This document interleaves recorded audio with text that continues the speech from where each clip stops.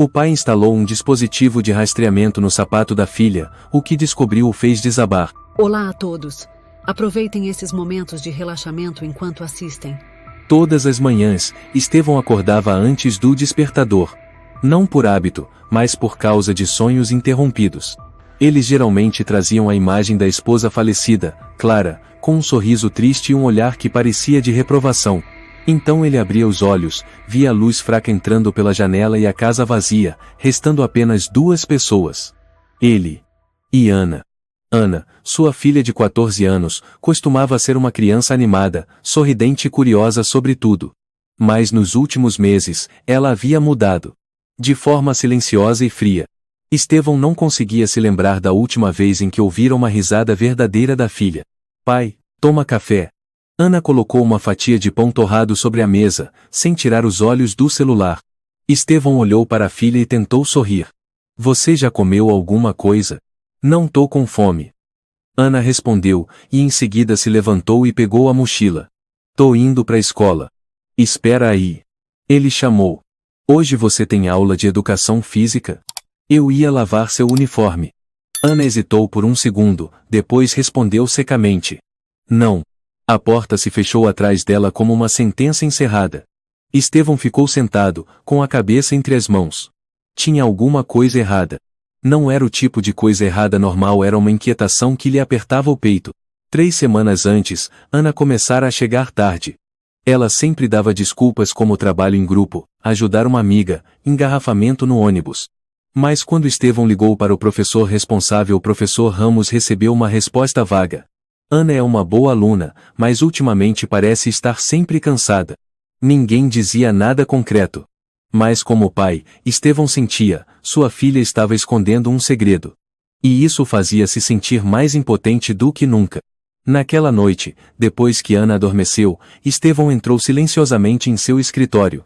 Ligou o computador e acessou o site de rastreamento do GPS.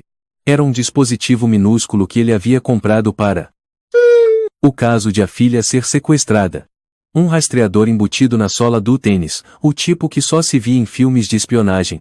Quando comprou, achou que estava sendo paranoico. Mas agora, agradecia por sua precaução. Ele havia colocado o dispositivo secretamente no par de tênis cinza que Ana mais usava, o par que Clara havia comprado para ela. Nos 3 primeiros dias, Estevão acompanhou o sinal à distância. Ana ia à escola no horário, voltava no horário. A rotina era previsível, como a de qualquer adolescente do ensino médio. Ele começou a se sentir ridículo por duvidar da filha. Mas no 4º dia, o GPS mostrou que Ana não voltara direto para casa após o fim das aulas. Em vez disso, ela seguira em direção ao sul para o bairro da Lapa, uma região periférica conhecida por obras abandonadas, galpões velhos e favelas parcialmente desativadas. Estevão ficou em silêncio dentro do carro, os olhos colados na tela. Pontos vermelhos se moviam lentamente pelas ruas.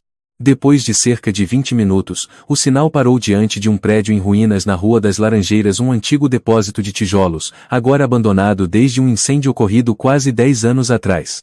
O coração de Estevão disparou. Ele ligou o carro e dirigiu direto para o local. O céu estava carregado, nuvens cinzentas se acumulavam. A estrada que levava até o prédio abandonado estava coberta de mato alto, cercas quebradas e uma placa de aviso pendurada. Proibido entrar, perigo. Estevão estacionou a 100 metros dali, desligou o motor, apagou as luzes e desceu. Ele não queria que Ana soubesse que estava sendo seguida. A culpa misturada ao medo fazia suas pernas tremerem.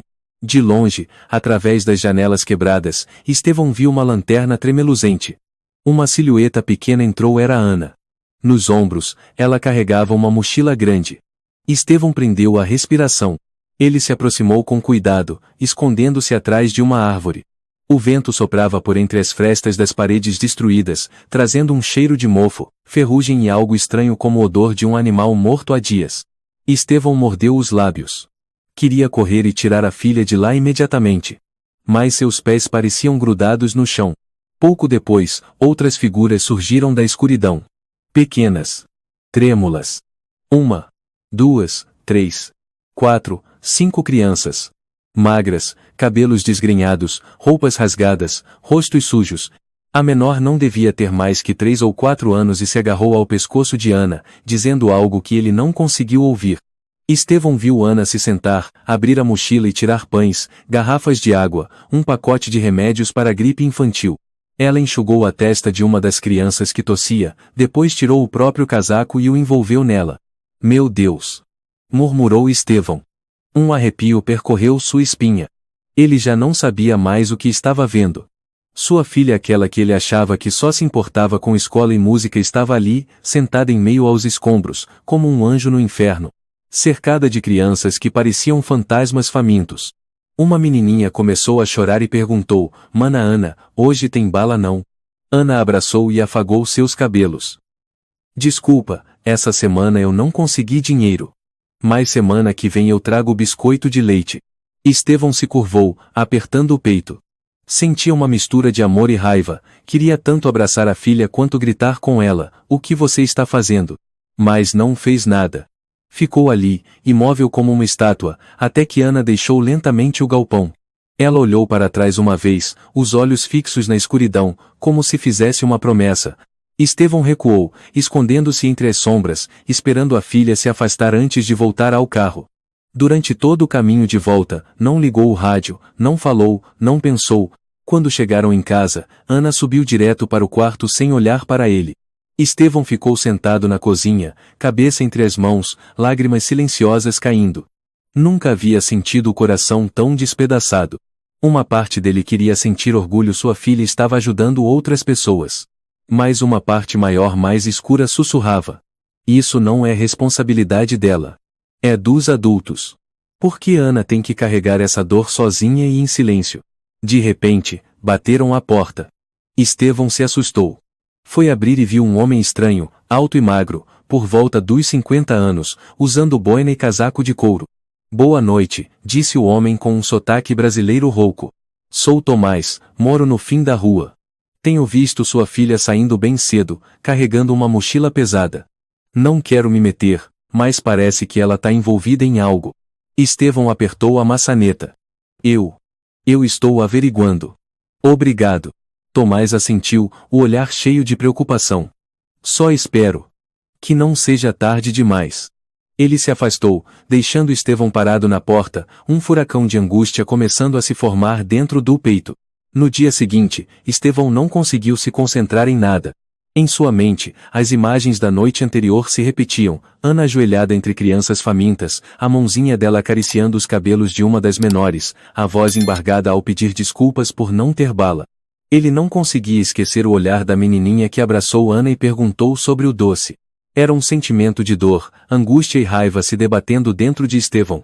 Como uma menina com apenas 14 anos poderia estar enfrentando coisas tão horríveis, sozinha? À tarde, Estevão decidiu voltar ao prédio abandonado na Lapa. Mas dessa vez, não iria de mãos vazias. Levou uma sacola grande com pães, garrafas de água, algumas caixas de leite e uma lanterna de alta potência. Além disso, levou uma máscara e um par de luvas. Tomás, o vizinho, estava encostado no portão, e ao vê-lo sair, falou: vai voltar lá. Estevão assentiu. Preciso entender. Preciso saber por que minha filha está fazendo isso. Tomás franziu a testa, mas não disse mais nada. Apenas enfiou a mão no bolso e tirou um frasco de spray contra insetos. Leva isso. Aquele lugar é úmido, cheio de percevejos. Obrigado. Respondeu Estevão, apressando o passo. Quando chegou, já estava anoitecendo. As luzes da cidade ao longe refletiam de forma pálida nas rachaduras do prédio em ruínas. O mato crescia entre os tijolos quebrados. Algumas marcas de pneus ainda estavam visíveis no chão de terra. Estevão entrou com cuidado, a lanterna desenhando feixes de luz no meio da poeira. O ar era espesso, com cheiro de mofo e algo forte como urina e lixo podre. Tem alguém aí? Ele chamou, tentando manter a calma na voz. Ninguém respondeu. Ele avançou mais, passando por tábuas podres, um carrinho de supermercado com as rodas quebradas, pedaços de roupa rasgada. Então ouviu um ruído atrás de si. Virou-se bruscamente e viu um par de olhos o encarando no escuro. Era um menino, com cerca de 6 anos, tão magro que as costelas saltavam por baixo da camiseta suja. Ele não disse nada, apenas tremia. Atrás dele, mais 4 crianças surgiram lentamente. Todas se encolheram, como filhotes de passarinho diante da tempestade. Estevão ficou imóvel. Abaixou-se, colocou a sacola de alimentos no chão e abriu, com calma, uma garrafa de água. Eu não vou machucar vocês. Eu sou o pai da Ana. A mais velha, uma menina de uns 11 anos, se inclinou um pouco à frente. A mana Ana não veio. Ela disse que vinha hoje de tarde. Estevão balançou a cabeça. Ela teve um imprevisto. Mas eu vim ver como vocês estão vivendo. A menina fungou, puxou uma criança menor para sentar-se e apontou. Esse é o Juliano, tem 6 anos. Essa é a Rosa, ela vive com tosse. Ali estão o Mateus e a Branca. E a menorzinha é a Valéria, tem 3 anos e meio. Estevão sentiu como se suas entranhas tivessem sido retorcidas. Valéria, a menininha de 3 anos, estava sentada num pedaço de lona plástica, com os cabelos todos embaraçados, o rosto murcho, o olhar perdido. Ela estava descalça, os pés cheios de machucados, e um tornozelo inchado. O que aconteceu com ela? Perguntou Estevão, aflito. Caiu da escada anteontem. A gente não teve coragem de levar no posto. Da última vez, mandaram a gente embora, respondeu Rosa, com voz baixa. Estevão ficou paralisado. Aproximou-se, tentando pegar Valéria no colo, mas a menina recuou chorando alto. Tudo bem, tudo bem. Eu não vou tocar em você, ele falou rapidamente, levantando as mãos como se pedisse desculpas. Mas uma lágrima impotente já escorria pelo rosto dele. Pouco depois, as crianças começaram a dividir entre si as coisas que Estevão trouxera. Ninguém brigava, mas o jeito como comiam rápido e com desconfiança mostrava que não estavam acostumadas com fartura. A mana Ana trouxe iogurte da última vez, murmurou Mateus. Ela contou história de princesa de noite, disse Rosa. Ela cantou canção de ninar para Valéria dormir. Completou Juliano, com os olhos marejados. Estevão se sentou, encostando-se na parede. Olhou para elas e perguntou, vocês estão aqui há quanto tempo? Eu tô aqui faz 3 meses, disse Rosa. O Mateus mais tempo. A Valéria foi deixada aqui faz 1 semana. Alguém trouxe e foi embora. Estevão engoliu em seco. E os pais de vocês? Morreram, disse Juliano, sem emoção. Minha mãe teve overdose no banheiro da estação de trem. A polícia levou o corpo. Ninguém quis adotar. Rosa falou. A minha mãe foi atropelada enquanto catava lixo. O hospital não conseguiu salvar. Estevão não aguentava mais ouvir. A cabeça dele zumbia, a vista embaçada. Aquelas crianças não eram bichos, não eram lixo, eram vítimas esquecidas. E Ana, sua filha, havia entrado nesse mundo silenciosamente, sozinha, sem se queixar. Ele achava que a filha estava fria. Achava que ela estava se afastando. Mas agora ele compreendia. Ana não tinha mudado, ele é que não havia enxergado o amadurecimento precoce e doloroso da própria filha. Tem alguém mais velho aqui com vocês? Estevão conseguiu perguntar. A menina de 11 anos respondeu. Tinha um chamado Diego, 15 anos, que morava aqui. Mas na semana passada ele quase morreu apanhando, porque tentou pegar comida dos meninos que cheiram cola no galpão do lado. A gente não deixa mais ninguém entrar. A Ana sabe disso? Rosa assentiu. Ela chorou. Mas disse que não podia abandonar a gente. Estevão olhou o relógio. Já eram quase 8 da noite. Eu vou voltar. Eu prometo, ele disse. O que vocês mais precisam agora? Remédio para tosse. E um cobertor grosso. Valéria tossiu algumas vezes, o rosto corado. Estevão saiu de ré do prédio como se estivesse saindo de um cemitério de vivos.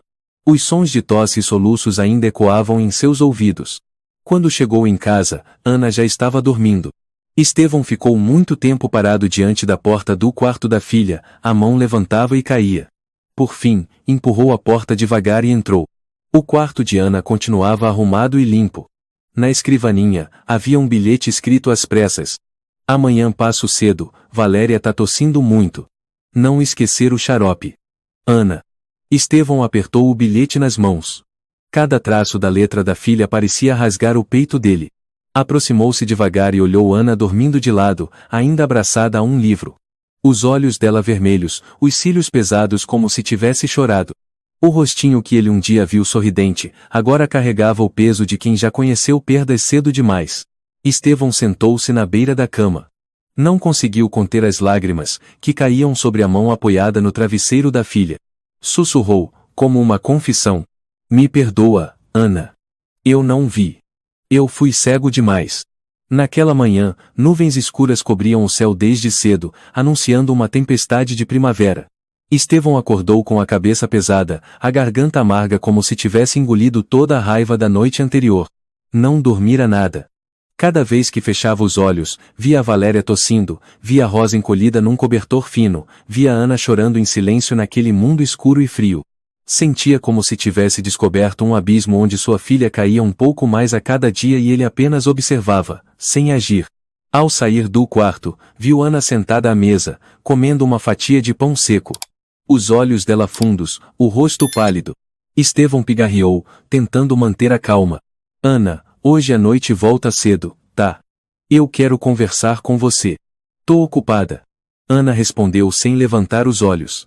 Tenho trabalho em grupo. De novo esse trabalho. A voz dele subiu. Você acha que eu não sei de nada? Eu te segui ontem. Ana parou. A mão dela esmagou o pedaço de pão, transformando-o em farelos. O senhor me seguiu. Porque eu tô com medo. Estevão bateu com a mão na mesa. Medo de ver minha filha se colocando em perigo. Você tem ideia do que é aquele lugar, Ana? É um ninho de doenças. Um cortiço. Um lugar onde nenhuma criança deveria pisar. E as crianças que estão lá? Ana levantou o rosto, os olhos vermelhos. Elas também são crianças. Elas não merecem viver lá? Estevão se levantou bruscamente, caminhou até ela, as mãos tremendo. Você não entende. Você tá tentando fazer coisas que não são responsabilidade sua. Você ainda é pequena demais pra... Pequena demais pra quê? Ana cortou, com a voz firme como aço. Pequena demais pra ter consciência? Pequena demais pra não poder fazer nada enquanto alguém morre de fome? Estevão gritou. Você tá sendo uma heroína idiota. E o senhor? Ana gritou de volta. O senhor tá fazendo o que além de ficar dentro de casa, calado, culpando o mundo inteiro porque a mãe morreu. Um tapa ecoou. Ninguém esperava. Nem o próprio Estevão. A mão dele havia se levantado no auge de toda a dor, da vergonha, da impotência acumulada por meses. Ana ficou parada. A marca vermelha no lado esquerdo do rosto começava a surgir. Ela não chorou. Não gritou. Apenas olhou para o pai com um olhar que Estevão nunca havia visto antes, vazio, machucado e completamente decepcionado. Eu não fiz nada errado. Ana disse em voz baixa. Eu só tô tentando fazer o que é certo. Ela virou de costas e subiu as escadas. Cada passo parecia fincar um prego no peito de Estevão. O som da porta se fechando foi como uma faca. Em seguida, a música começou a tocar alto. Um rock pesado, com a guitarra elétrica gritando como se rasgasse o cérebro. Estevão ficou parado na escada, os olhos arregalados, as mãos ainda trêmulas. Ele acabara de bater na única pessoa que ainda tinha na vida. Durante toda a tarde, Ana não desceu para comer. Nenhuma palavra. Nenhum som. A casa parecia congelada. Estevão ficou na sala, ouvindo em silêncio a música que vinha do quarto da filha e cada nota fazia seu coração se partir em pedaços. Ele se levantou, pegou uma bandeja com comida, foi até a porta e bateu. Ana. Abre a porta pro pai. Nenhuma resposta. Me perdoa. Eu perdi o controle. A culpa foi toda minha. Ana. Come alguma coisa, por favor. Silêncio. Estevão escorregou até sentar-se no chão, encostando as costas na porta. Eu vi você chorar por causa daquelas crianças. Eu fui até lá.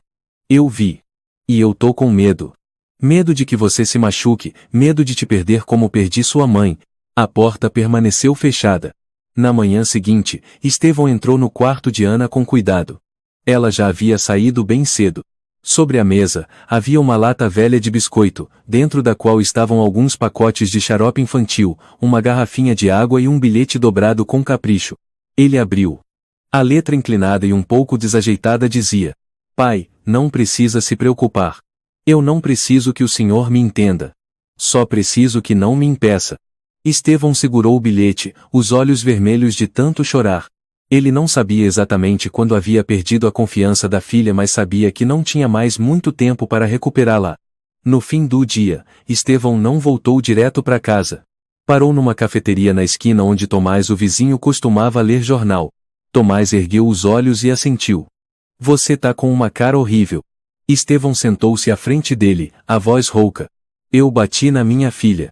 Tomás abaixou o jornal, o olhar sério. E depois? Ela nem olhou na minha cara. Disse que não precisa que eu entenda. Eu sinto que perdi ela para sempre. Tomás suspirou. Ser pai é assim. Um erro pode levar a vida toda para consertar. Mas ainda é melhor do que não consertar nada. Estevão olhou para ele. Eu não sei nem por onde começar. Tomás tomou um gole do café. Comece ouvindo sua filha. Não com os ouvidos, mas com o coração. Sua filha não precisa de um fiscal. Ela precisa de alguém ao lado dela. Estevão encostou a cabeça na mesa. Eu tenho medo. Todo adulto tem, disse Tomás em voz baixa. Medo de ser julgado, medo de se envolver com problema, medo de encarar a verdade. E enquanto isso, as crianças lutam sozinhas contra o mundo. Estevão fechou os olhos. Aquela frase entrou nele como agulha no coração. Naquela noite, Estevão ficou diante do espelho do banheiro, olhando para o próprio rosto, um rosto enrugado, cansado, marcado pela culpa. Em sua mão estava o par de tênis cinza de Ana, ainda com o rastreador instalado. Ele ligou o celular e abriu o aplicativo. O sinal apareceu. Ana estava no prédio abandonado. Já passava das 8 da noite. Estava começando a chover. Estevão vestiu uma capa, pegou o carro e saiu em disparada pela noite. Quando chegou, viu a luz fraca de uma lanterna nos fundos do edifício. Seguiu o caminho de antes, evitando fazer barulho. Por trás de uma parede caída, viu Ana ajoelhada ao lado de Valéria, a menininha de 3 anos que estava com febre. O rosto dela estava muito vermelho, os olhos fechados, os lábios balbuciavam palavras. Não. Não. Não vai embora. Ana. Estevão chamou, com a voz embargada. A menina virou-se. Os olhos marejados, as mãos apertando um pano úmido sobre a testa de Valéria. Eu preciso ficar, disse Ana. Eu não posso abandonar ela. Eu prometi. Você não precisa suportar tudo sozinha. Estevão se aproximou. O pai tá aqui. Eu vou ajudar. Ana olhou para ele, exausta. O senhor achava que eu estava sendo enganada, né? Que eu estava fora de controle? Estevão abaixou a cabeça. Eu tive medo. Perdi sua mãe. Não quero perder você também. Ana ficou em silêncio. Valéria tossiu seco. Rosa estava num canto, com os olhos fixos em Ana como se ela fosse o último raio de esperança do mundo. Estevão se aproximou, tirou o casaco e colocou sobre os ombros da filha. Eu errei. Muito. Mas quero começar de novo. Se você me deixar. Ana olhou para ele, os olhos cheios d'água. As crianças precisam dos adultos. Mas todo mundo vira as costas. Nem todos, disse Estevão, apertando a mão da filha. Não mais. Quando pai e filha saíram do prédio perto da meia-noite, Estevão abraçava Ana com força, deixando que a chuva se misturasse com suas lágrimas. Ele sabia. Um novo capítulo estava começando. Mas era um começo nascido da ruptura.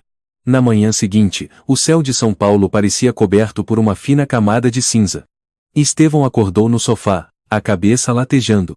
Ana ainda dormia, o rosto virado para o braço, ao lado de uma caixa de remédios e uma garrafinha d'água. Ele se aproximou devagar, cobriu a filha com mais um cobertor e caminhou até a janela. Passara a noite inteira pensando. As imagens voltavam como um filme em câmera lenta. Valéria ardendo em febre. Rosa abraçada a um cobertor rasgado, as crianças encolhidas no escuro. Ele não podia permitir que aquilo continuasse. Não podia deixar Ana nem aquelas crianças afundarem no abandono cruel da sociedade. E se alguém estivesse se aproveitando dessa situação, ele precisava saber. E impedir. No começo da tarde, Estevão voltou ao prédio abandonado.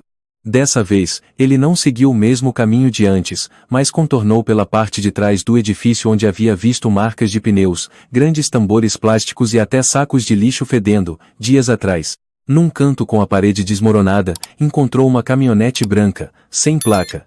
O cheiro forte e azedo que saía dos sacos de lixo abertos quase o fez vomitar. Estevão se aproximou. Dentro de um dos maiores sacos, viu cartelas de remédio vencido, alguns pacotes de carne congelada podre e garrafas de molho de peixe industrial escorrendo por fora. Ao lado, marcas profundas de rodas de carrinho de carga afundadas no chão lamacento. Claramente, alguém ia até ali com frequência não apenas para jogar lixo. Procurando alguma coisa aí. Uma voz masculina soou atrás dele. Estevão se virou. Um homem baixo e robusto, careca, camisa social branca, celular na mão, o observava de longe. Era Carlos Vasconcelos, o antigo proprietário daquele prédio. Desculpe, só estou observando a área, Estevão respondeu, tentando manter a calma. Carlos se aproximou, deu um sorriso sarcástico. Esse lugar não serve para mais nada. Estou tentando vender. A não ser que o senhor queira investir num chiqueiro. Então por que tem caminhão despejando lixo aqui? A voz de Estevão ficou mais firme. Carlos arqueou uma sobrancelha. Eu não controlo esses vadios. Eles invadem, se amontoam e fazem sujeira. Acredite se quiser, eu até já fui multado por causa deles. Estevão cruzou os braços, sem tirar os olhos do rosto do homem. Não acho que crianças de 6 ou 7 anos consigam transportar lixo industrial. E vi marcas de carrinho de carga. Bem profissionais. Carlos hesitou por um segundo. Mas logo soltou uma gargalhada. Você tá achando que eu transformei isso aqui num lixão? Eu tenho emprego decente. Pago até alguém para limpar de vez em quando. Estevão apontou o celular para os sacos de lixo e tirou algumas fotos. Contratou quem? Qual carro? Desde quando? Carlos afastou a mão, o rosto endureceu. Você é policial por acaso? Não, respondeu Estevão, em tom calmo. Sou pai de uma menina que pisou no inferno que você ajudou a construir. Nossa, que discurso bonito, Carlos riu com desdém. Mas escuta, um conselho não cava fundo demais. Em São Paulo, todo mundo precisa de um lugar para jogar lixo. E tem gente que paga para que ninguém faça perguntas. Estevão cerrou os dentes. Mesmo que crianças vivam entre merda e molho de peixe podre. Carlos deu de ombros. Elas vieram por conta própria. Eu não chamei ninguém. A raiva tomou conta de Estevão, mas ele se controlou. Eu vou denunciar. Logo. Fique à vontade, disse Carlos, já se afastando. Mas quando você for processado por invadir propriedade privada, não venha chorar. Estevão dirigiu direto até a cafeteria onde Tomás costumava ficar. Dessa vez, não hesitou. Precisava de conselhos, e sabia que Tomás tinha boas conexões.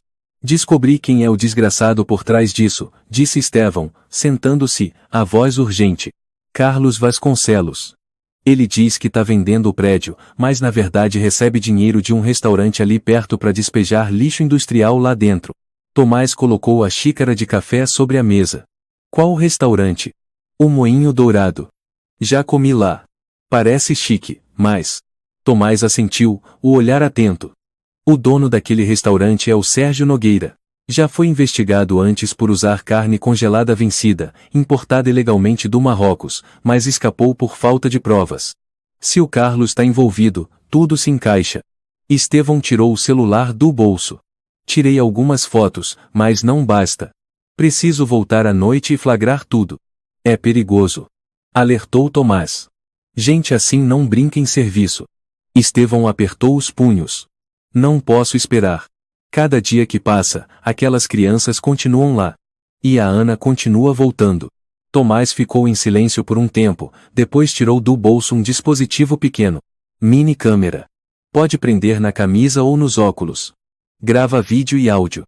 Estevão arregalou os olhos. Você tem isso? Tomás deu de ombros. Já fui jornalista freelancer. Hoje estou aposentado, mas ainda guardo algumas coisas. Por memória. Estevão sorriu de leve. Obrigado. Tomás deu um tapinha em seu ombro. E não deixa a Ana enfrentar isso sozinha nunca mais.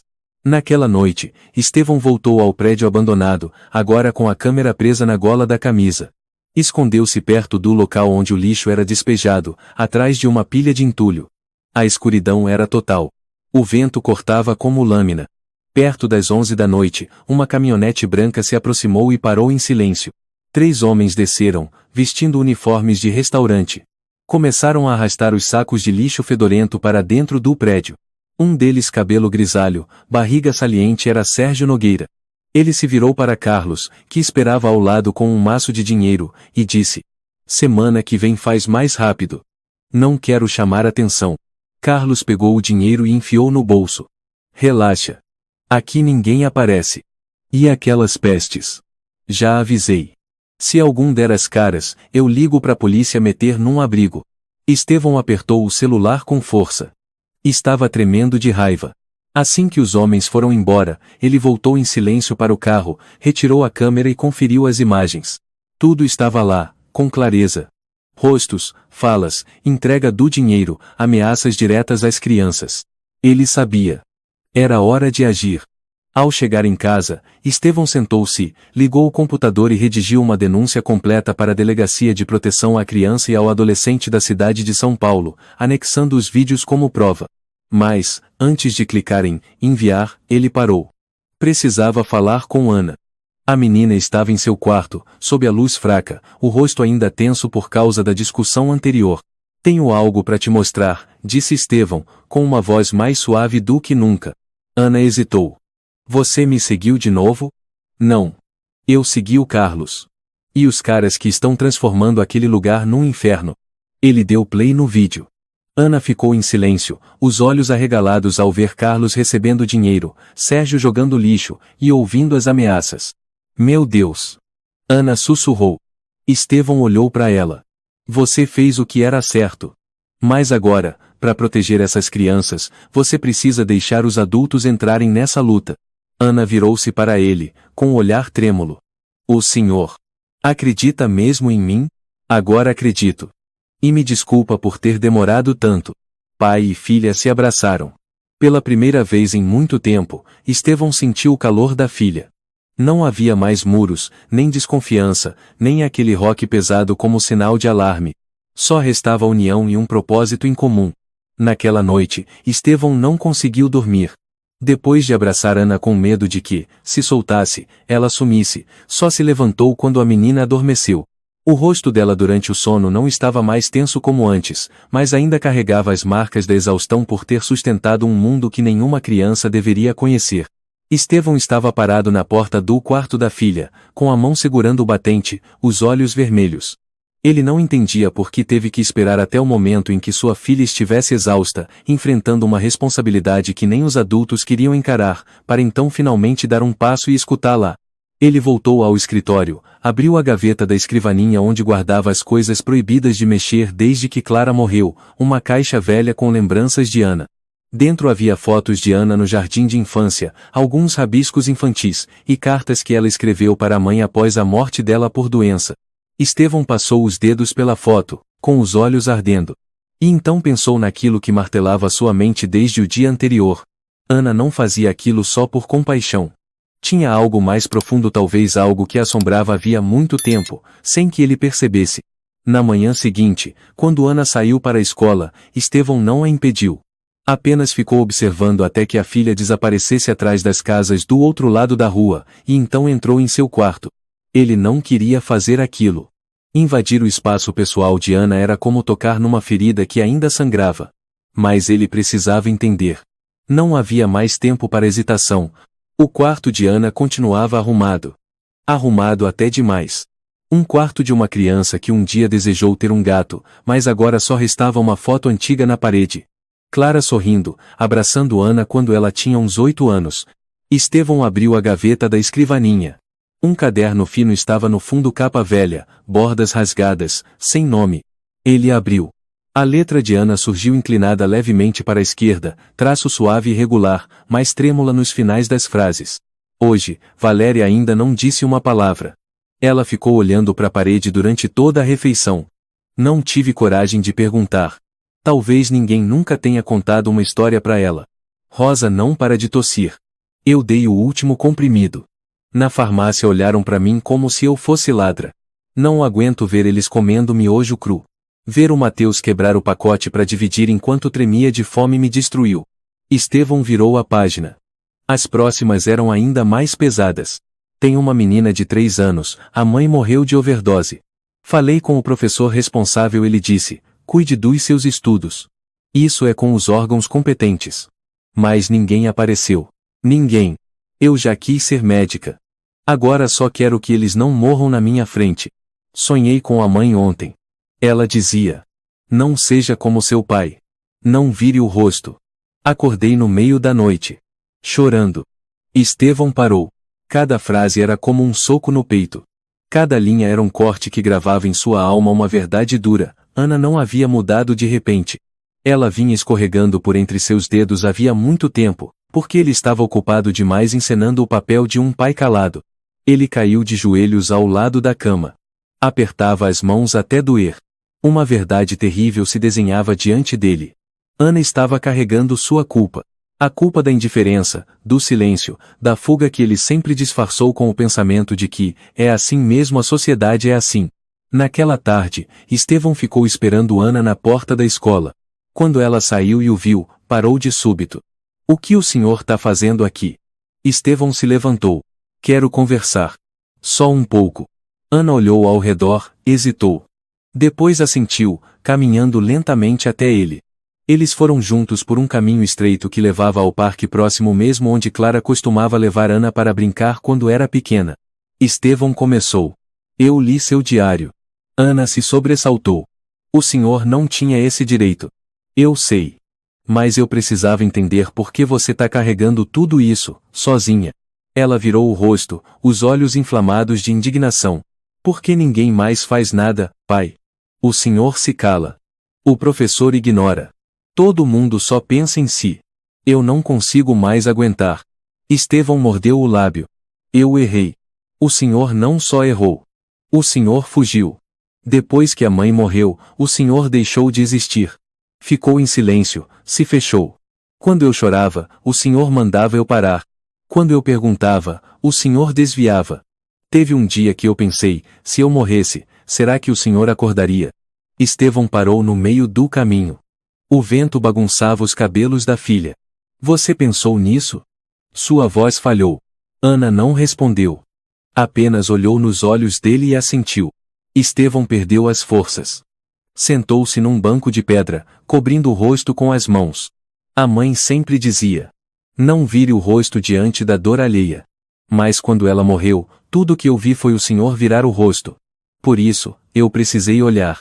Eu precisei fazer alguma coisa. Ele soluçou. Me perdoa.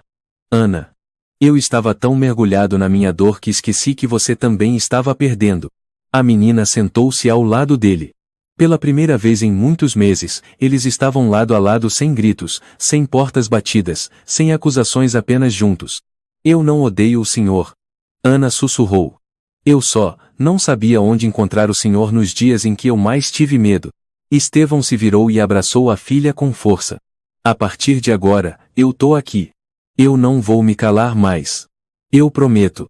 Naquela noite, enquanto Ana dormia, Estevão silenciosamente reuniu os papéis dentro da mochila da filha. Recibos de farmácia, de supermercado, panfletos de empregos para estudantes. Todos em nome de Ana. Nenhum em nome dele. Ele entendeu. Ana estava vivendo como adulta, enquanto ele se encolhia como uma criança. Sobre a mesa, havia uma foto presa por um ímã. Ana sentada entre as crianças de rua, sorrindo embora com os olhos vermelhos. Um tipo de felicidade torta, cheia de feridas. Estevão ficou olhando a foto por muito tempo. Depois tirou os óculos e limpou as lágrimas. Depois de ter lido o diário, escutado o coração de Ana e refletido sobre si mesmo, Estevão estava mudando. Devagar, mas de verdade. Ele planejava voltar ao prédio abandonado com Ana naquela noite não para vigiá-la, mas para ajudá-la. Levaria algumas caixas de leite, remédio para tosse, cobertores leves e até um rádio velho que Tomás emprestara. Essas crianças precisam ouvir alguma coisa além de respiração e medo, ele dissera. Mas quando o relógio marcou 6 horas, Ana ainda não tinha voltado. Estevão começou a se preocupar. Normalmente, àquela hora, a filha já havia mandado uma mensagem ou ligado para avisar que se atrasaria. Mas naquele dia, o celular permanecia em silêncio. Ele ligou 3 vezes, ninguém atendeu. Esperou mais meia hora, cada minuto era uma eternidade olhando fixamente para a porta, para a escada, para a tela do celular. Às 6h43, Estevão não aguentou mais. Abriu o aplicativo de rastreamento. Um ponto vermelho parado. O prédio abandonado. 3h30. Sem se mover. Nenhum sinal de saída. Estevão sentiu o coração apertar como se estivesse sendo esmagado. Agarrou as chaves, o celular, a maleta de primeiros socorros e saiu correndo de casa como se estivesse fugindo de um pesadelo. Quando chegou ao local, o céu já estava carregado. Nuvens pesadas como chumbo. O vento soprava forte, espalhando lixo por todos os lados. Estevão saltou do carro e correu para dentro do prédio abandonado. Ana não estava no portão. Nenhum sinal de vida. Ele gritou: Ana! Só o eco vazio respondeu. Acendeu a lanterna e entrou mais fundo. Paredes rachadas, corredores escuros, o cheiro de mofo misturado ao odor fermentado do lixo era tão forte que lhe causava náuseas. Rosa? Mateus? Valéria? Ele chamava sem parar. Uma tosse fraca respondeu de um canto escuro. Ele correu até lá e encontrou Ana sentada ao lado de uma criança Juliano que estava tendo convulsões. Ana! A menina se virou, o rosto exausto, os olhos vermelhos como fogo. Pai! Eu não tive coragem de deixá-lo sozinho. Eu liguei, chamei, ninguém atendeu. Estevão se ajoelhou ao lado dela. Virou o corpo de Juliano. O menino estava ardendo em febre, mas suando frio. Murmurava sons desconexos. A Rosa disse que ele estava com febre desde o almoço. Mas eles ficaram com medo de ir ao hospital e serem levados embora, disse Ana, a voz embargada. Eu só ia levar o remédio, ficar um pouco. Mas aí, ele começou a tremer. Estevão abriu a mochila, pegou um comprimido antitérmico e tentou dar ao menino. Não dá. Temos que levá-lo para o hospital. Não, pai. Se levarem eles, vão separar. A Rosa disse que quando levaram a Valéria, ninguém mais conseguiu ver ela. Estevão cerrou os dentes e abraçou Ana. Eu entendo. Mas você não pode carregar todas essas vidas sozinha. De repente, uma rajada de vento passou por eles. E trouxe um cheiro estranho. Um cheiro de decomposição. Forte, ácido, persistente. Como o cheiro de morte. Estevão franziu a testa. Que cheiro é esse? Ana também se virou. Respirou fundo e, de repente, se levantou. Pai. O último cômodo. Tem alguma coisa errada. Os dois correram até o cômodo mais profundo, o antigo depósito. A porta estava entreaberta, e atrás dela havia escuridão absoluta. Liga a lanterna. Ana disse. A luz varreu o chão. Uma trilha de líquido escuro escorria de dentro. Então uma forma apareceu. Um cobertor fino. Debaixo dele, um corpo pequeno. Estevão prendeu a respiração. Não pode ser. Ana correu até lá e puxou o cobertor. Era um bebê. Braços e pernas arroceados. Olhos fechados. Sem sinais de vida. O corpo já estava frio. Não. Não. Não. Ana gritou. Valéria. Estevão segurou Ana com força. Não é. Não é a Valéria. É, outra criança. Uma das crianças de rua havia morrido. Em silêncio. Na escuridão. Sem nome. Sem ninguém saber. Estevão se ajoelhou. A garganta travada. Ana batia no próprio peito, soluçando como se quisesse arrancar a dor à força. Eu cheguei cedo. Só perdi uma tarde. Eu prometi que traria mais leite. Estevão não conseguia falar. Apenas se curvou, trêmulo, passando a mão com delicadeza sobre o cabelo da criança. Um cadáver sem identidade. Sem documentos. Sem família. Ninguém além de Ana e Estevão sabia que ele existiu. Naquele momento, Rosa entrou. Segurava firme a mão de Valéria. Estava pálida. Mana Ana. A bebê Sofia morreu mesmo. Ana soluçou e desviou o olhar. Rosa se aproximou, ajoelhou e colocou um ursinho de pelúcia rasgado nas mãos da criança.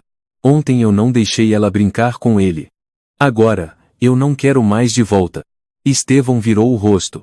Mordeu os lábios com tanta força que começou a sangrar. Quase meia hora depois, Ana ainda estava sentada ao lado do corpo de Sofia. Olhar vazio. Estevão ligou para a ambulância. Chamou a polícia. Mas ele sabia. Quando chegassem, tudo viraria protocolo relatório, coleta, perícia, registro, e fim. Uma morte anônima encerrada com uma linha no sistema, não reclamado. Quando os paramédicos chegaram, Ana se recusou a sair. Eu vou ficar aqui até levarem ela com dignidade, disse a menina. Você não precisa ver isso. Murmurou Estevão. Se eu não olhar, quem vai chorar por ela? Estevão se sentou ao lado da filha. Eu vou. E ali ficaram os dois, de mãos dadas, curvados em silêncio em meio à podridão, pobreza e morte para se despedir de uma vida que a sociedade descartou desde o nascimento. No caminho de volta, Ana não disse uma palavra. Encostou a cabeça no vidro da janela, os olhos secos. Estevão dirigia com as mãos tremendo. Você sabia o nome dela? Ele perguntou baixinho. Ana assentiu. Sofia. Menos de 2 meses de vida. A mãe abandonou ela aqui semana passada. Com esse frio, como? Não deixaram ela entrar no posto de saúde. Disseram que sem documentos, não podiam se responsabilizar. Estevão apertou o volante. Isso é assassinato. Não, Ana respondeu. Isso é se recusar a ser humano. Aquela frase entrou em seu peito como uma lâmina. No silêncio escuro, Estevão só conseguia repetir. Eu juro. Eu não vou deixar mais ninguém morrer em silêncio.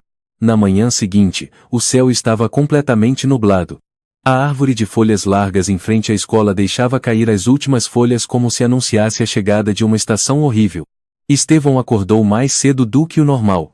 Dormira apenas 2 horas depois de uma noite tomada por lágrimas no velório improvisado, onde o corpo de Sofia ficaria apenas 2 dias antes de ser enterrado como indigente. Ana estava calada, tomou café sem dizer nada, os olhos inchados. Ela não chorava mais. Talvez, suas lágrimas tivessem acabado na noite anterior. Vou te levar para a escola, disse Estevão, firme. Ana o olhou, surpresa.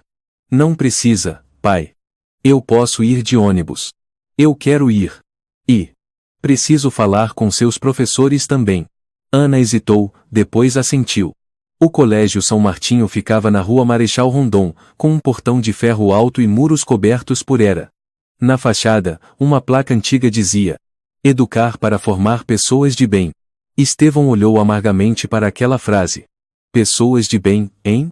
O modo como tratariam Ana dali em diante é que responderia a isso de verdade. Assim que entrou na secretaria, uma funcionária da recepção se levantou. Senhor Estevão. Por favor, suba à sala da direção. Ela evitou olhar nos olhos de Ana. A sala do diretor ficava no 2º andar, no final de um corredor com carpete azul. A porta estava aberta. Quem os recebeu foi o diretor Walter, alto, magro, usando óculos redondos de aro metálico. Sentadas ao lado dele estavam a professora responsável, Cristina Duarte, e uma mulher com crachá da Secretaria de Educação da região da Lapa. Assim que Estevão pisou na sala, ouviu a voz fria de Walter. Tentamos entrar em contato com o senhor desde ontem à tarde. Já que agora conseguimos, vamos direto ao ponto. Ele colocou um papel à frente de Ana. Esta é a decisão de suspensão da aluna Ana por 1 semana. Ana ficou paralisada. Estevão franziu a testa. Qual é o motivo? Cristina Duarte falou suavemente, tentando soar gentil. Recebemos denúncias de que a aluna Ana tem tido condutas ligadas a contato com ambientes insalubres, distribuição de alimentos, medicamentos e presença em zonas de risco. Isso afeta a reputação da escola. Afeta de que forma? Estevão apertou os punhos. Minha filha está ajudando crianças abandonadas. Isso é errado. Valteiro interrompeu, com a voz mais alta. Ninguém nega a boa intenção. Mas a conduta da aluna pode ser mal interpretada como envolvimento com instituições ilegais de acolhimento de menores, além do risco de contágio por doenças infecciosas. Ana apertou as alças da mochila. Eu não ajudo nenhuma instituição ilegal. Elas não têm ninguém. Eu só. Você não tem autorização para interferir em assuntos externos à escola, disse Walter com frieza. Além disso, houve saídas não autorizadas durante o intervalo, o que constitui falta disciplinar. Estevão se exaltou. Essas saídas foram para a farmácia. Para comprar remédio para uma criança agonizando. Vocês chamam isso de infração? A mulher da Secretaria de Educação interveio. Senhor, independentemente do motivo, a escola possui normas. Contato com crianças em situação de rua, inclusive permanência em áreas proibidas durante a noite, são considerados comportamentos de risco. Risco para quem? Para aquelas crianças vivendo como animais, ou para vocês aí sentados em ar-condicionado? Estevão se levantou. Vocês sabiam que a bebê Sofia morreu ontem à noite? Silêncio. Estevão apontou para Walter. E essa escola suspende minha filha, a única que se importou com aquela criança. Walter permaneceu impassível. Senhor Estevão, por favor, mantenha a calma. Esta decisão não é um castigo, mas uma medida temporária de correção. Se a aluna Ana cooperar e deixar de participar de atividades fora do horário escolar, poderemos reconsiderar a suspensão. Ana se levantou, a voz trêmula. E se eu continuar indo ao galpão abandonado, o que vão fazer comigo? Teremos que acionar o conselho tutelar, respondeu a mulher. Há indícios de exposição a ambiente nocivo e possível envolvimento com organização clandestina. Organização clandestina. Ana riu de forma amarga. Vão investigar as crianças também? Vão prender todas? Vamos seguir o protocolo, disse Walter. Ríspido. O primeiro passo é que você fique em casa uma semana. Depois a direção decidirá. Estevão gritou. E se outra criança morrer nesse meio tempo, quem responde? Vocês pretendem suspender também a vida dessas crianças? Walter bateu levemente com uma pasta sobre a mesa. Não continuarei discutindo. Está tudo registrado. Por favor, peço que se retirem. No pátio, Ana caminhava como se flutuasse. Estevão seguia ao lado, o rosto pálido. Eu não volto mais aqui. Ana murmurou. Cansei desse lugar. Cansei de gente que coloca rótulo na empatia. Estevão quis dizer algo, mas desistiu. Sabia que nenhuma palavra adiantaria naquele momento. Eles saíram direto para o carro, sem olhar para trás. Naquela noite, Ana não jantou. Ficou sentada na cama, enrolada no cobertor como um casulo. Olhava fixamente para a parede. Estevão bateu na porta, entrou com uma bandeja. Filha, come alguma coisa.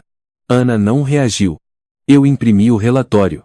Tem vídeo, fotos, testemunhos. Vou enviar para a imprensa e para as autoridades. A gente não vai deixar isso ser abafado. Ana balançou a cabeça lentamente. Ninguém liga, pai. As pessoas só querem ficar em paz. Justamente por isso a gente precisa falar. Se você desistir, o que vou dizer para Rosa, para Valéria? Ana apertou o cobertor e então se levantou de repente. Foi até a escrivaninha, puxou uma pilha de papéis da gaveta e jogou com força sobre a mesa. Me chamaram de infratora. De ameaça. De perigo. Enquanto aquelas crianças vivem como larvas no lixo, eu sou punida por tentar ajudar? Estevão se aproximou, segurou os ombros da filha. A culpa não é sua. É da sociedade. E eu sou parte disso. Mas estou tentando mudar. Ana o encarou. Os olhos estavam vermelhos, o olhar cheio de raiva e desespero. Eu acreditava que o mundo podia mudar, se as pessoas abrissem os olhos. Mas agora só vejo que ele se fecha na cara de quem tenta enxergar. Estevão a abraçou. Ela enterrou o rosto no ombro dele, chorando como uma criança que acabara de ter sua fé roubada. Tomás chegou tarde da noite. Trazia uma pasta de documentos e um envelope. Notícias frescas, disse. Uma jornalista jovem chamada Marina Luz está interessada. Ela quer publicar a história, mas precisa de testemunhas. E, olhou para Estevão imagens de dentro do galpão. Ana ergueu o rosto. Pai. O senhor gravou quando a Sofia morreu, não gravou? Estevão assentiu, o rosto tenso. Tomás ficou sério. Se a gente não fizer nada, mais crianças como Sofia vão morrer. Mais Anas vão ser punidas. Mais Estevãos vão continuar calados. Ana fechou os punhos. Então, escreve. Tudo. Sem filtro, sem suavizar, eu vou contar. Estevão olhou para a filha. E, pela primeira vez em muitos anos, não viu mais uma menina mas uma chama exigindo luz para as almas esquecidas sob o lodo. Na manhã seguinte, o sol atravessava a janela e iluminava um pôster antigo colado na parede do quarto de Ana.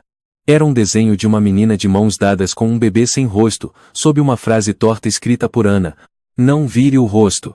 Estevão ficou contemplando aquela frase por um bom tempo, como se ela tivesse sido gravada a ferro em seu coração.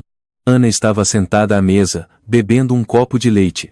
Os olhos ainda cansados, mas já não frios como antes. Ela colocou um papel diante do pai. Era o rascunho de um discurso.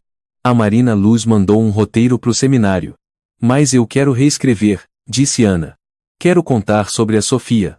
Sobre a Rosa. Sobre tudo que os adultos fingem que esqueceram. Estevão assentiu com a cabeça. Então escreva, filha. Hoje de manhã eu vou entregar a denúncia contra o Carlos.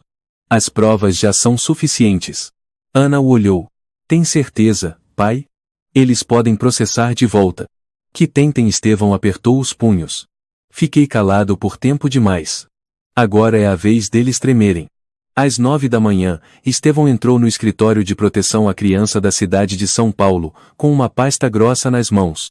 Quem o atendeu foi uma mulher chamada Lúcia Oliveira, investigadora com experiência em casos de violação dos direitos infantis na capital.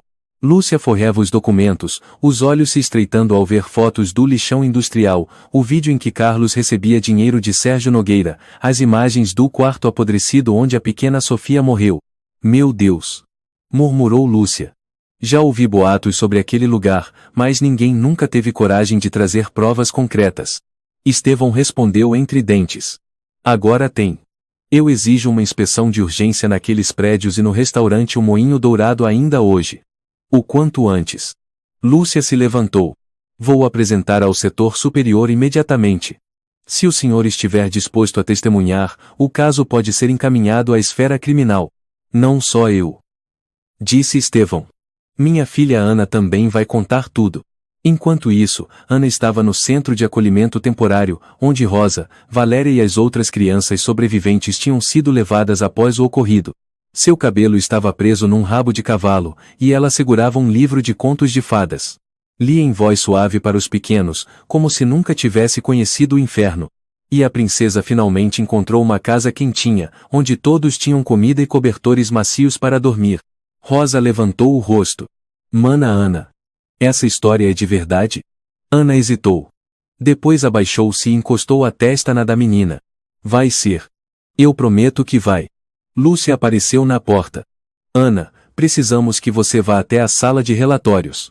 Amanhã de manhã acontece o seminário importante no Instituto de Direitos Humanos do Brasil. Você é convidada oficial. Ana arregalou os olhos. Eu? Sério? Lúcia assentiu. Você vai contar a história que os adultos fingiram não ver. Naquela noite, pai e filha sentaram-se juntos na varanda. A brisa era fresca, e a luz das janelas vizinhas criava uma calma estranhamente reconfortante. Eu lembro quando você tinha 6 anos, disse Estevão sorrindo. Você dizia que queria ser super-heroína. Agora eu não quero ser super-heroína, murmurou Ana.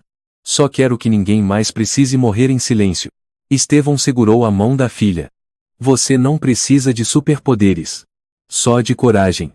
E isso você tem de sobra. Ana encostou a cabeça no ombro do pai. Pai. Obrigada por não virar o rosto. Obrigado a você, sussurrou Estevão. Por ter me tirado do silêncio. Na manhã seguinte, o seminário Crianças e a Empatia foi realizado no Instituto de Direitos Humanos do Brasil. O auditório estava lotado de jornalistas, representantes do governo, educadores e organizações da sociedade civil. Marina Luz, a jovem repórter que havia ajudado Ana, abriu o evento com um vídeo de 3 minutos mostrando o galpão abandonado, as crianças nas ruas, e por fim, o trecho impactante da ameaça feita por Carlos. O ar pareceu sumir da sala. Em seguida, Lúcia subiu ao palco para falar. Realizamos uma inspeção emergencial. Nas próximas 48 horas, todo o conjunto será interditado, o lixão ilegal removido, e o restaurante O Moinho Dourado terá as atividades suspensas para investigação. Murmúrios se espalharam pelo auditório. Lúcia prosseguiu. Mas estamos aqui hoje não apenas para punir. Estamos aqui para aprender. E nossa professora tem apenas 14 anos. Todos os olhares se voltaram para Ana, que subiu ao palco. O cabelo estava bem penteado, os tênis velhos, mais limpos. O olhar tranquilo.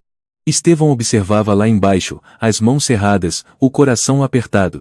Ana abriu o rascunho do discurso. Mas logo fechou. Eu peço licença para falar. Sem papel, disse ela. Porque nenhum papel descreve o cheiro de uma criança que morre de frio. O silêncio foi total. Nenhum documento descreve o que se sente ao carregar nas costas um irmãozinho de 3 anos, com o pé inchado e febre alta, sem poder levá-lo ao hospital por medo de ser presa. Ela respirou fundo. E nenhuma lição de moral na escola me ensinou o que fazer ao ver crianças comendo miojo cru, tremendo, olhando para mim como se eu fosse a última pessoa que ainda lembrava que elas são humanas. Uma mãe na plateia começou a chorar. Eu não sou uma heroína. Sou só uma estudante. Mas se isso faz de mim uma infratora, uma ameaça, uma pessoa indesejada, então talvez a gente precise perguntar: o que é que essa sociedade está ensinando às crianças? As palmas começaram aos poucos. Depois se espalharam em ondas por todo o auditório. Alguns jornalistas se levantaram para filmar. Marina Luz enxugava as lágrimas. Estevão estava com os olhos marejados. Tomás, o vizinho, sussurrou no ouvido dele. A partir de agora, ninguém mais vai ignorar essa menina. Naquela tarde, os jornais estavam cheios de manchetes. Garota de 14 anos denuncia rede de descarte ilegal e sistema de indiferença. A morte de Sofia. Um alerta contra a insensibilidade social? Ana, o novo símbolo da empatia nas escolas. O diretor Walter foi intimado a prestar esclarecimentos por suspender uma aluna sem comunicar adequadamente aos pais, por omitir informações e não notificar as autoridades sobre o grupo de crianças em situação de rua. A Secretaria de Educação da região abriu uma investigação completa sobre o protocolo disciplinar para atos de compaixão fora do ambiente escolar.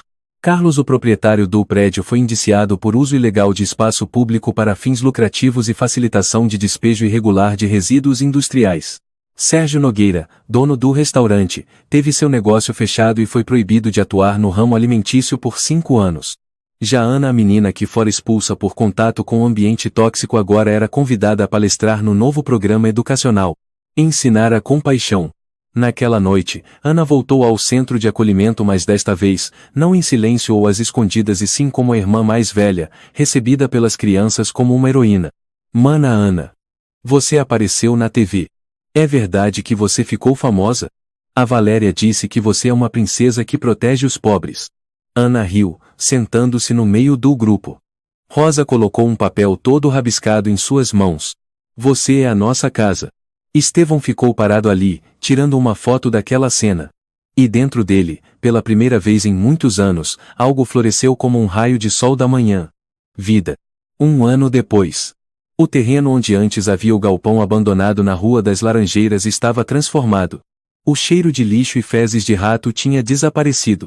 As paredes rachadas foram substituídas por muros novos pintados de creme claro, telhados de zinco com isolamento térmico, piso de cerâmica limpo, e um parquinho com balanço e escorregador. Na entrada, uma placa novinha. Centro Esperança. Onde mãos pequenas não são abandonadas. A diretora do centro é a senhora Lúcia Oliveira, a mesma que havia recebido a denúncia de Estevão naquela manhã decisiva, 1 ano antes. Mas o coração do lugar, sem que houvesse discussão, era Ana. Tia Ana, minha boneca caiu no aquário. Gritou Valéria, agora com 4 anos, correndo com as mãos sujas de tinta. Ana sorriu, prendeu o cabelo que agora passava dos ombros e se abaixou para limpar as mãos da menina. E o que você faz quando acontece um acidente, lembra? Chama um adulto. Mas a tia Ana já é adulta. Murmurou a menina, os olhos brilhando. Por isso mesmo, a tia está indo salvar sua boneca, disse Ana, rindo, e levou Valéria pela mão até a sala de convivência. Do outro lado do pátio, Rosa, agora no 3º ano, ensinava Mateus a soletrar o alfabeto. Os dois estavam sentados num banco de pedra sob a sombra de uma árvore, atrás deles um grande mural pintado por Ana e os voluntários, 5 crianças de mãos dadas caminhando em direção ao sol, guiadas por uma moça de cabelo preso segurando uma lamparina acesa. É a professora Ana Rosa costumava explicar aos visitantes do centro. No escritório do 2º andar, Estevão acabava de colocar uma bandeja de bolinhos caseiros sobre a mesa. O cheiro de baunilha e canela se espalhava pelo ambiente. Ele ainda trabalhava como comunicador em uma empresa pequena, mas todas as tardes passava no centro, fazendo bolos, ajudando as crianças a pintar, e contando histórias exageradas que faziam os pequenos rolarem de rir. Tio Estevão, hoje conta a história do dragão que ficou preso numa caixa de leite. Gritou Mateus. Nada disso. Rosa protestou. Tem que ser a do gatão voador. Estevão ergueu as mãos em rendição. Tá bom, conto as 2. Mas antes, todo mundo tem que comer bolo. As crianças vibraram, se aglomerando ao redor dele. Ana apareceu na porta, com um caderno de anotações na mão. Olhou a cena, sentindo algo ao mesmo tempo quente e leve dentro do peito. Entrou em silêncio. Pai, sabia que hoje o Mateus escreveu um parágrafo inteiro sem usar acento, contou Ana. Estevão arqueou a sobrancelha. Sem acento? Nova tendência pedagógica. Não, Ana riu, é que ele perdeu a tampa da caneta e escreveu com um lápis minúsculo. Mas escreveu. Letra por letra. Estevão olhou para a filha com os olhos brilhando. Melhor que qualquer medalha. Ana assentiu. E eu? Estou aprendendo a ser adulta. E eu ainda estou aprendendo a ser pai, disse Estevão, abaixando-se para olhar Valéria, que o abraçava pelas pernas. Ele sussurrou. E você foi minha primeira professora. Valéria arregalou os olhos. Sorriu Estevão. Porque desde que você me chamou pelo nome, eu soube que não podia mais deixar ninguém para trás. No fim de semana, Ana foi convidada para um programa de TV local, uma entrevista pequena, mas muito comovente. A apresentadora era uma jovem chamada Paula. Ana, aos 15 anos, você passou por mais do que muitos adultos conseguiriam suportar. Se pudesse dizer algo para os adolescentes da sua idade, o que diria? Ana ficou em silêncio por um momento. Depois disse: a bondade não precisa da permissão de ninguém. E se alguém te castigar por causa dela, o erro é deles, não seu. O estúdio ficou em silêncio absoluto. Paula estava emocionada. Uma menina disse aquilo que o mundo adulto evita encarar. Um mês depois, Ana recebeu uma carta da Organização Mundial da Criança informando que ela estava indicada ao prêmio Chama da Esperança, destinado a menores de 18 anos que causaram impacto positivo em suas comunidades. Estevão leu a carta com os olhos embaçados. Minha filha. Não, Ana balançou a cabeça. Quem são as chamas? São eles. Eu sou só o fósforo. Numa tarde de início de verão, Ana levou 5 crianças, Valéria, Rosa, Mateus, Juliano e Branca, para passear no parque atrás do centro. Cada um carregava um balão de uma cor diferente. Tia Ana, para onde a gente tá indo? Perguntou Juliano, trotando. Contar quantas pessoas vão sorrir hoje, respondeu Ana. E se alguém estiver de cara feia? A gente sorri por eles, disse Ana. Passaram por uma senhora numa cadeira de rodas. Ana a cumprimentou, e as crianças imitaram. A senhora sorriu e deu um doce para Valéria. Mais adiante, encontraram um homem que havia deixado a carteira cair. Mateus correu para devolvê-la. O homem agradeceu sem parar. 3 sorrisos já! Gritou Rosa. Por fim, chegaram à margem do rio Tietê, onde o pôr do sol dourava a água. Ana sentou-se nos degraus de pedra e abriu os braços. As 5 crianças se sentaram em volta, cada uma encostada nela de um lado. Ninguém disse nada. Apenas ficaram ali como se não houvesse passado, nem lembrança, nem inferno, apenas um presente calmo e cheio de confiança. De longe, Estevão tirou uma foto. Sua voz ecoou nos próprios pensamentos, suave, mas cheia de gratidão. Obrigado, Ana. Por me tirar do silêncio egoísta dos adultos. Aquela foto depois foi impressa em tamanho grande e pendurada no centro, com uma frase abaixo: mãos pequenas que guiam corações envelhecidos. A história de Ana e Estevão nos ensina que a bondade não precisa pedir licença, e que o silêncio diante da dor alheia é uma forma de cumplicidade. Quando os adultos viram as costas, às vezes são as crianças que se tornam a única luz no escuro. Mas essa luz não deve brilhar sozinha.